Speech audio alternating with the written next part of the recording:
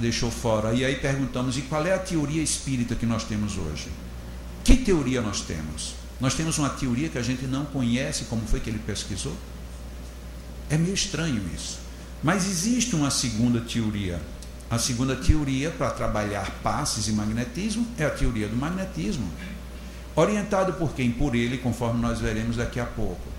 Mas aqui está a nossa grande dúvida. Nosso grande problema começa aqui.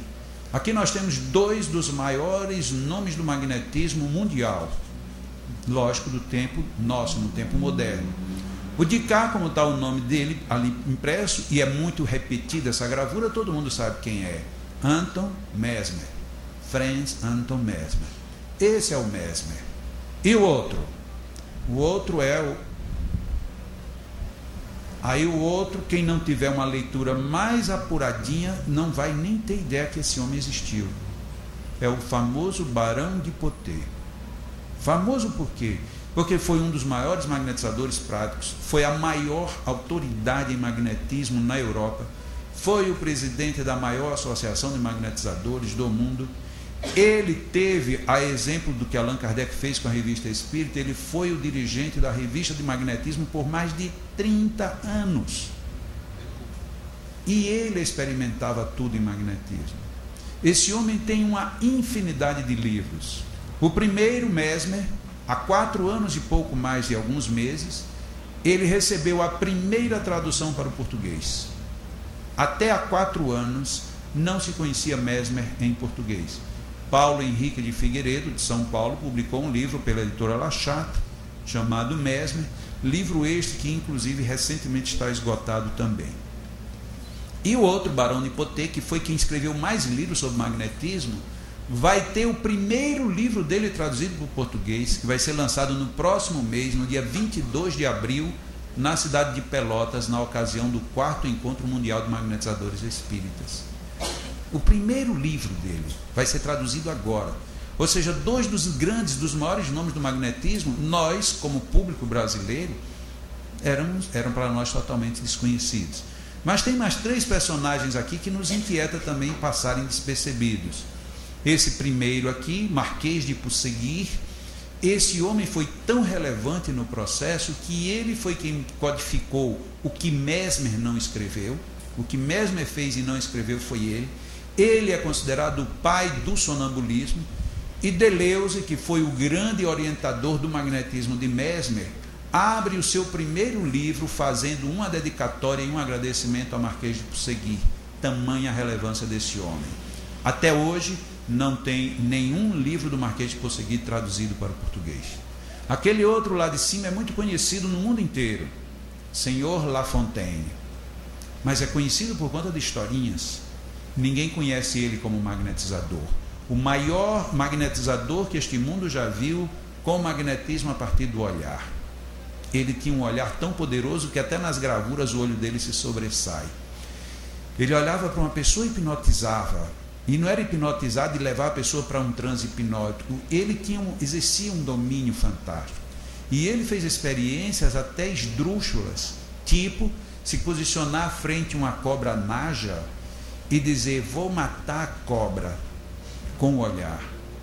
E passou mais de quase 48 horas olhando, mirando nos olhos da cobra até que ela cai fulminada. E ele passa mais de um mês com dor de cabeça por conta disso. Então era um homem que tinha um poder magnético fantástico. Escreveu sobre magnetismo. Nenhum livro dele é traduzido. E o último, que ali embaixo está, é o senhor Deleuze. Deleuze tem livros, inclusive, traduzidos aqui, vizinho, na Argentina. Já em edições antigas, já não é mais republicado. Mas Deleuze, também outro grande desconhecido do público brasileiro. E aí fica a pergunta: como é que nós fazemos magnetismo se nós desconhecemos toda a base? Desconhecemos a base kardeciana e desconhecemos a base dos magnetizadores. Como é que a gente pode dizer que faz ciência se a base da ciência a gente jogou fora? Essa é uma primeira inquietação. A mim me incomodou muito isso muito tempo. Por conta de pesquisar já de algum tempo, eu conheço muitos desses autores, mas por circunstâncias. era um interesse que eu já tinha desde os 15 anos de idade, porque eu tinha magnetismo. Eu fazia coisas que eu não entendia, e em vez de dizer foram os espíritos, eu queria entender por quê.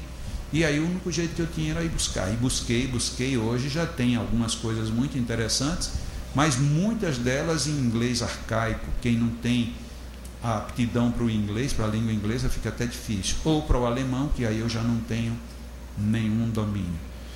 Mas é impressionante como é que nós paramos agora e pensamos assim, como é que nós, esse tempo inteiro de espíritas, temos nas nossas casas a aplicação de passes, mas desconhecemos a origem de tudo. Simplesmente desconhecemos. Porque a gente aprendeu porque alguém disse. E alguém disse porque assim era. Mas será que quem disse porque aprendeu, porque ouviu, porque levou, porque se mudou, porque era do meu avô, que era do meu pai, que agora é meu... Será que isso está bem conservado, está bem explicado? Será que a gente tem explicações para isso?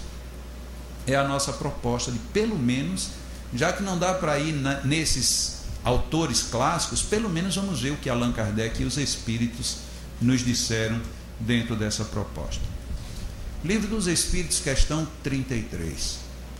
A mesma matéria elementar é suscetível de experimentar todas as modificações e de adquirir todas as propriedades. Todo o texto que eu estou usando aqui é da primeira tradução da FEB, a tradução de Guilhom Ribeiro. Portanto, quem quiser conferir, pode conferir. E eu peço desculpas porque alguns textos estão muito longos, mas eu gostaria de já deixar bem claro o porquê disso. No meio espírita, como em muitos lugares, tem acontecido de que quando eu quero colocar uma teoria, eu tiro uma frase e uso toda a minha teoria em cima de uma frase. E muitas vezes me esqueço ou omito de propósito a origem da frase. Em que contexto a frase está contida?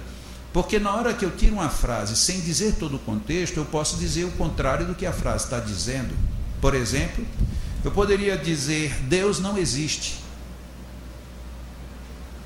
E se alguém pegar só essa frase, vai dizer que eu estou dizendo que Deus não existe. O contexto seria, Deus não existe, vírgula. Isto afirmam os ateus. Se você disser que eu disse que Deus não existe, você está dizendo uma verdade.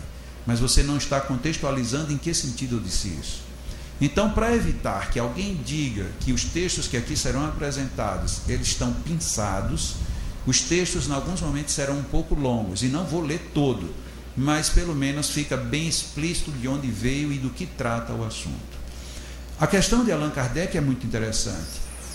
A matéria elementar é suscetível de experimentar todas as modificações e de adquirir todas as propriedades, ou seja, Allan Kardec ele já tinha a noção daquilo que no futuro veio a se chamar o Big Bang. E os espíritos responderam a ele da seguinte maneira, sim, e é isso o que se deve entender quando dizemos que tudo está em tudo. Essa resposta é tão óbvia de um jeito que normalmente, acredito, a maioria de nós espíritas, quando vamos ler isso daí, nós simplesmente lemos e a resposta é tão óbvia que a gente passa em frente. Realmente, e tudo está em tudo. É por isso que uma matéria, por mais elementar, ela vindo do princípio elementar, ela vai adquirir todas as propriedades e todas as substâncias. Óbvio. Ok. Allan Kardec achou que era óbvio, mas que cabia uma explicação. E aí ele deu uma explicação sobre esta teoria do tudo está em tudo. Este princípio, tudo está em tudo, explica o fenômeno conhecido de todos os magnetizadores e que consiste em dar-se por ação da vontade a uma substância qualquer, a água, por exemplo, propriedades muito diversas, um gosto determinado e até as qualidades ativas de outras substâncias. Isto é intrigante. Allan Kardec pergunta da possibilidade das matérias terem vindo todas de um único ponto e delas agora adquirirem todas as propriedades e todas as qualidades. Quando os espíritos disseram que tudo estava em tudo, ele vai buscar um exemplo dentro da chamada água magnetizada. E ele diz que todo magnetizador sabe disso. Sabe que a propriedade, a água, tem essa possibilidade de trocar a sua aparência, a sua consistência e de adquirir inclusive outros padrões. E aqui Allan Kardec já põe a sua primeira experiência pessoal na questão. Isto se dá por ação da vontade. Da vontade de quem? Por enquanto está em aberto. Mas se a gente já quiser fechar, já dá para fechar aí. Porque todos os magnetizadores sabem que isso se dá por ação da vontade deles. Mas por enquanto isso é uma extrapolação minha. Mas já dá a entender de que tem alguém que tem que ter uma vontade para que uma água se magnetize. E se a gente já for pensar assim, mas espera aí, então quer dizer que lá em casa, quando eu ponho a água e deixo a água ali, peço para os espíritos virem, funciona? É uma questão que fica em aberto por enquanto. Mas aqui pelo menos está dizendo que alguém tem que ter vontade. E como ele está se referindo a magnetizadores, a vontade é do homem, é do magnetizador. Continuemos. Desde que não há mais do que um elemento primitivo e que as propriedades dos diferentes corpos são apenas modificações desse elemento, o que se segue é que a mais inofensiva substância tem o mesmo princípio que a mais deletéria. Isto é a continuação do texto de Allan Kardec. Então Allan Kardec pega a teoria dos espíritos, equaciona ela dentro de um exemplo prático, que era a água magnetizada. Depois ele agora volta para o contexto amplo, colocando agora que todas as matérias tiveram o mesmo princípio, e por isso mesmo todas, da mais deletéria à mais densa, a mais pura, todas têm os mesmos elementos intrínsecos dentro de si. E aí conclui na sua observação na questão de número. Isso, muito, vocês estão bem de memória, ótimo. Essa daí é a pergunta do... Isso, número, ótimo. Transformação análoga se pode produzir por meio de ação magnética dirigida pela vontade. Ou seja, ele abriu o assunto com a pergunta, pegou a cabeça do assunto, foi para a água magnetizada, trouxe para o contexto amplo e depois fechou de novo em cima da ação, da ação da vontade, empregada numa ação magnética. Então vejam que Allan Kardec, ele poderia muito bem ter ido para qualquer caminho. Allan Kardec já optou no início de O Livro dos Espíritos trazer como explicação para aquele princípio enorme que nós podemos chamar o princípio do universo. Ele trouxe o exemplo da água magnetizada, que se magnetiza pela vontade. Eu, com a minha vontade, magnetizo a água. Eu, como magnetizador. E eu, como magnetizador, posso dar uma nova dosagem, posso dar um novo sabor, posso dar uma nova tonalidade, posso gerar 1000 modificações. E se eu não consigo, talvez eu não tenha tido a vontade suficiente, ou o poder magnético suficiente para isso. Mas vamos em frente.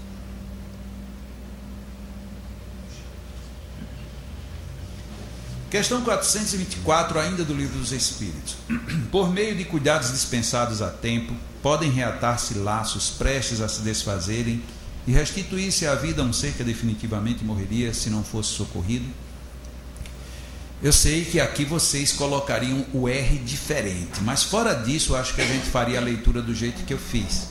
Eu estava conversando hoje com uma amiga que é daqui do Paraná e ela mora nos Estados Unidos, e ela disse para mim assim: você vai falar hoje sobre Allan Kardec? Eu disse: não, eu vou falar sobre Allan Kardec. Ela disse: o pessoal vai ter dificuldades. Eu disse: por quê? Por conta da matéria? Ela disse: não, porque lá o pessoal só conhece Kardec. Eu digo: então vai ser complicado, porque eu não vou conseguir falar Kardec, eu vou falar Kardec mesmo, não tem jeito. Mas nós normalmente fazemos essa leitura do jeito que eu li. Mas se nós fizermos só a leitura já diferente, já muda um pouco. Por meio de cuidados dispensados a tempo,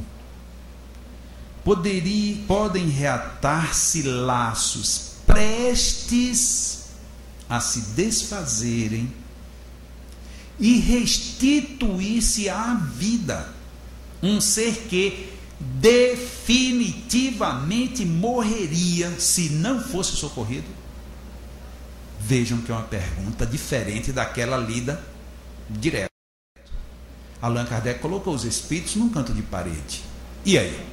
Quer dizer que a gente pode socorrer uma pessoa, os laços já estão prestes a se romper e se ninguém fizer nada, morre, não tem saída.